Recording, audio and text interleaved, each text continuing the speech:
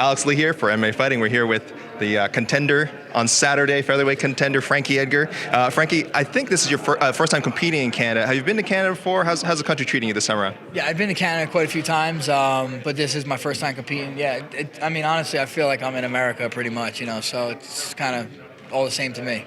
Now, I don't know if anyone's brought this up. Do you and your team kind of think about the similarities between this and the sort of your B.J. Penn matchups as far as him being a Hawaiian champion, he's in the middle of a dominant title reign. Some people might be counting you out. I don't know if you hear that kind of noise. Have you noticed those parallels? It does. It does seem very familiar to my first fight with B.J., where people are overlooking me. I'm fighting the most dominant champion in the weight class from Hawaii. Yeah, it does. Very eerie. We were going over some old footage of you, and I think at one point you kind of, before the rematch with BJ, I think you kind of joked like, oh, maybe people overlook me because I'm cute or something. Do you still think that that's the case, now that you're a veteran? Do I still think I'm cute? Absolutely. Yes. Absolutely, I do. Max's his pay-per-view debut was at UFC 150. That's a show you headlined. Were you aware of him as a prospect back then? And if not, when was like the first time you kind of remember this guy coming up and thinking like, oh, this guy's going to be something? Yeah, I do remember seeing him around. I remember seeing his body type and saying, yeah, he's big, long, rangy 45er. But I think when he fought my teammate at the time, Akira Corsani, he knocked him out, and he definitely caught my attention. At the time, I don't think you knew, again, that, you might be dropping to featherweight at the time, but did you think, like, just looking how big he was, that you would be fighting him at some point, whether it be at lightweight or featherweight? Did you see him as a future opponent? No, I don't try to think of anybody till I have to fight him.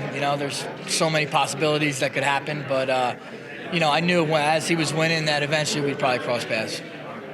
I'm going to ask this now then, because I know you said you don't like to look too far ahead, but a lot of chatters come up. You spoke to our own Damon Martin about Henry Cejudo. The question came up. I know he's been talking some stuff. He wants to come up, I think, at 145 at some point and fight for a title. Should everything go your way and the cards fall right, would you want to go down to 135 and fight him, become the first champ? I mean, that sounds pretty good. Do something that's never been done before would be hard to pass up on. But, I mean, tall order Saturday. You got to take care of number 2 before we even think about number 3. Yeah. He's in a weird situation where he's coming off a loss because, Holloway's coming off a loss because, he went up to challenge for a lightweight belt. Watching that fight, did you get any idea, kind of a blueprint of how to beat him? Not really. Dustin's a much different fighter than me. He's a lot bigger. He's a southpaw.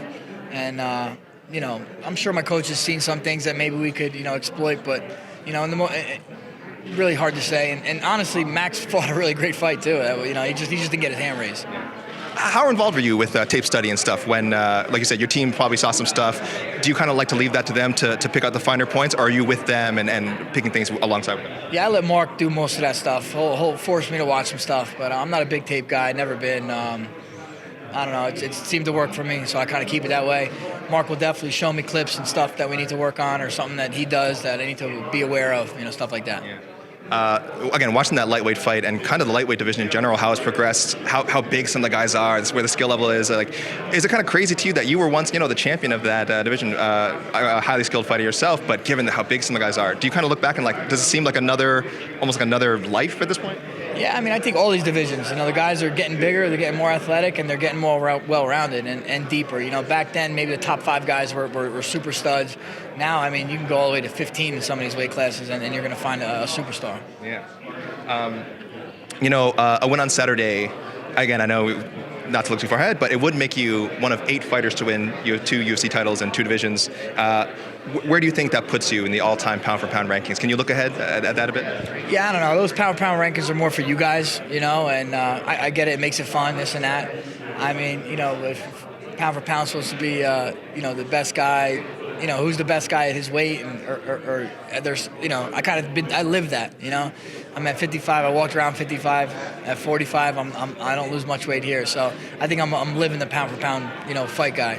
Yeah, you mentioned we have all kinds of weird discussions on our side with the media and the fans stuff. One thing we were kind of talking about earlier this week was comparing, I don't know how this came up, comparing UFC fighters to NBA athletes. Is there an athlete in another sport that you compare yourself to? I always thought you were like Allen Iverson, because I know you called yourself the answer. Yeah, I mean, it just so happened I didn't name myself, I don't think anybody should give themselves a nickname. And my teammate gave it to me, but I mean, it's fitting. Allen Iverson was someone I definitely was a big fan of. I'm a Jersey guy, Sixers.